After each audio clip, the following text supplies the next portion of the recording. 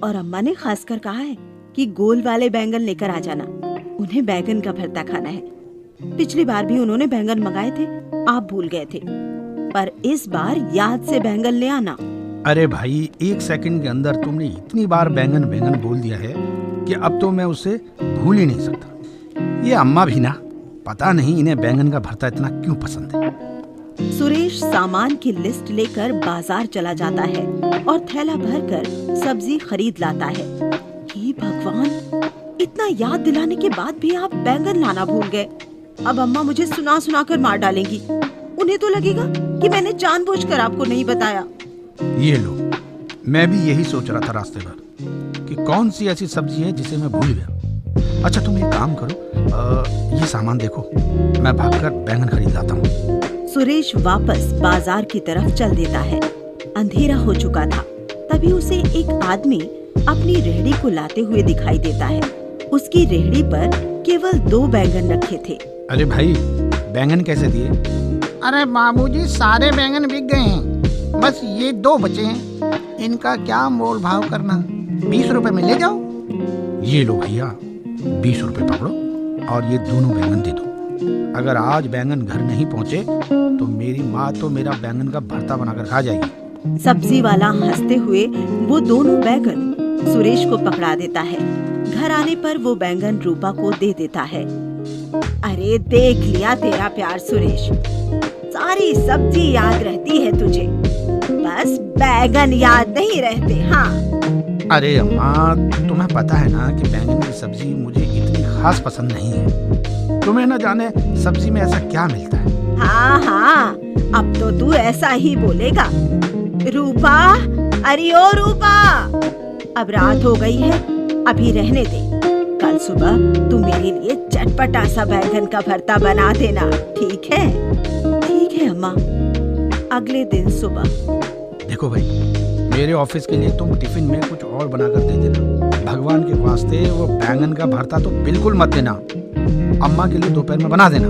हाँ हाँ, सबको बस यही लगता है कि इस घर में सबसे ज्यादा फ्री मैं ही हूँ। अभी कुछ बनाऊंगी, दोपहर में कुछ और बनाऊंगी। अच्छा, तो तुम एक काम करो, दोनों सास बहू बैठकर बैंगन का भरता खाओ, मैं ऑफिस में ही कुछ मंगाकर खा लूंगा। ऐसा बोलकर सुरेश ऑफिस के काम के लिए निकल जाता है और रूपा घर का काम खत्म कर किचन में आकर बैंगन का भरता बनाने की तैयारी करती है। एक बड़ा गोल वाला बैंगन लेती है और उस पर तेल लगाकर उसे चूल्हे पर रख देती है। अरे मार डाला, कैसे लोग हैं, सोने भी नहीं देते। अरे गरम आग पर बैठा दिया मुझे। बैंगन को उछलता हुआ देखकर रूपा डर कर किचन से बाहर निकल आती है। बैंगन अपने आप को आग से हटाकर ठंडे पानी में डाल देता है। तभी रूपा डरते डरते रसोई में आती है। अब वहाँ पर खड़े खड़े क्या देख रही हो? मैं ठंडे पानी में ठंड से कांप रहा हूँ, मुझे निकाल कर किसी कपड़े से पोंछ तो दो। भूत, भूत, ये बैंगन नहीं, ये तो भूत है। अरे जरा आंखें खोल कर देखो, मैं बैंगन ही हूँ, कोई भूत नहीं हूँ। ठंड के मारे अकड़ गया हूँ, जरा मुझे कपड़े में डाल दो। रूपा रसोई से भागने को हो ही रही थी, तभी वो बैंगन उससे रिक्वेस्ट करता है कि वो गलती से ज्यादा ठंडे पानी में गिर गया है, उसे बाहर निकाल ले। रूपा डरते डरते उस बैंगन को बाहर निकालकर कपड़े से पोंछ देती है। शुक्र है, अब मैं अच्छा महसूस कर रहा हूँ। तुमने भी गजब कर दिया। आओ देखा ना ताओ, तेल लगाकर मुझे चूल्हे पर रख दिया है। इसमें मेरी क्या गलती है? मुझे थोड़ी पता था कि तुम बोलने वाले बैंगन हो। बोलने वाला नहीं, मैं एक जादुई बैंगन हूँ और मैं सब कुछ कर सकता हूँ।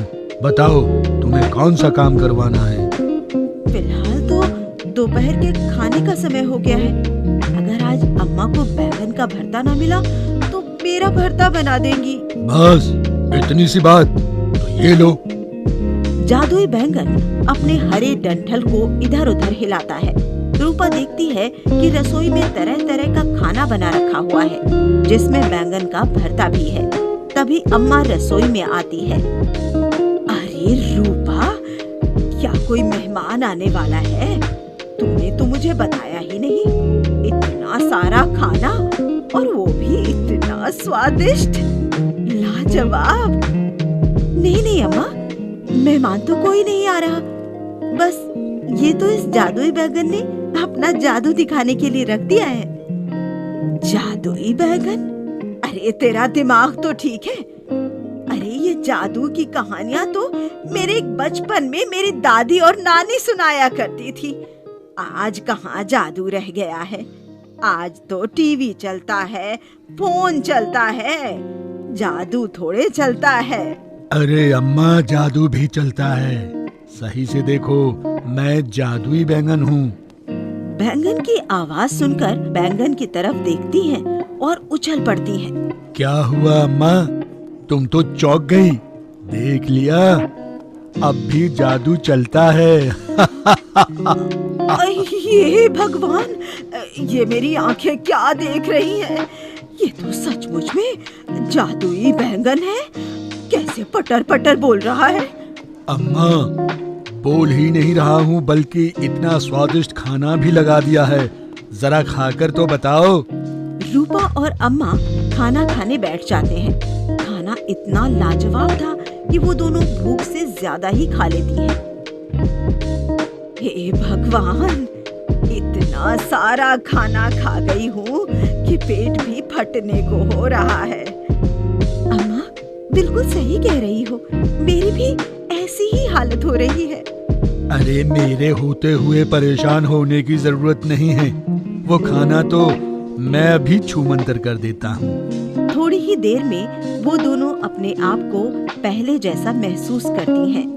अच्छा, तो तू जादुई बैंगन है, ये तो मैंने देख लिया। लेकिन इस खाना वाना बनाने के अलावा और क्या जादू जानता है? अम्मा, आप बताओ, आप कौन सा जादू देखना चाहती हैं?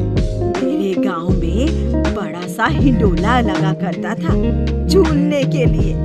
मुझे वो बहुत पसंद है, लेकिन जब से शहर में आई हूँ, यहाँ न जाने कैसे कैसे झूले होते हैं, बस वही नहीं मिलता। मेरी बड़ी इच्छा है मरने से पहले एक बार उस झूले पर झूल लूं। हाँ, बस इतनी सी बात। चलो ठीक है, आप अपनी आंखें बंद करो। अब अम्मा जैसे ही अपनी आंखें बंद करती हैं, अपने आप को हिंडोले पर पाती हैं। जी भरकर झूलने के बाद अम्मा खुश हो जाती हैं और बैंगन से कहती हैं कि वापस घर चलो। शाम को जब सुरेश घर आता है तो बड़ा परेशान था। क्या हुआ? इतना परेशान क्यों लग रहे हो? तबीयत तो ठीक है ना? हाँ, तबीयत को तो कुछ नहीं हुआ है, बस आज ऑफिस में बहुत इम्पोर्टेंट फाइल गुम हो गई है। अगर वो कल सुबह तक मुझे नहीं मिली तो मेरी नौकरी चली जाएगी। ऐसा लग रहा है जैसे किसी ने जानबूझकर उस फाइल को गुम कर दिया। भगवान न करे आप पर कोई मुसीबत आए। सुरेश परेशान होकर इधर से उधर घूम रहा था। रूपा चाय बनाकर ले आती है। तभी उसे अचानक जादुई बैंगन की याद आती है और वो सुरेश से कहती है, आप बिल्कुल चिंता मत करो, मैं अभी जादुई बैंगन से पूछकर बताती हूँ कि आपकी फाइल कहाँ पर है। देखो रूपा, ये मजाक का समय नहीं है। कौन सा जादुई बैंगन? तभी रसोई में से बैंगन उछलता उछलता ड्राइंग रूम में आ जाता है और सुरेश से कहता है, क्या बात है दोस्त, अपने हाथों से मुझे देखभाल कर घर लेकर आए और भूल गए।